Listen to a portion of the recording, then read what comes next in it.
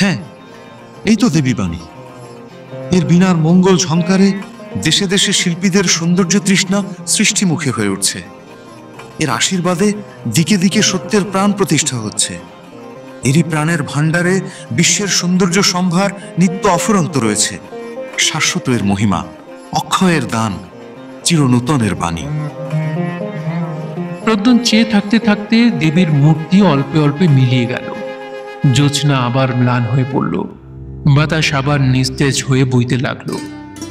অনেকক্ষণ প্রদ্যুনের কেমন একটা মোহের ভাব দূর হলো না। সে যা দেখলে, এ স্বপ্ন না সত্য? অবশেষে সুরদারের কথায় তার চমক ভাঙল।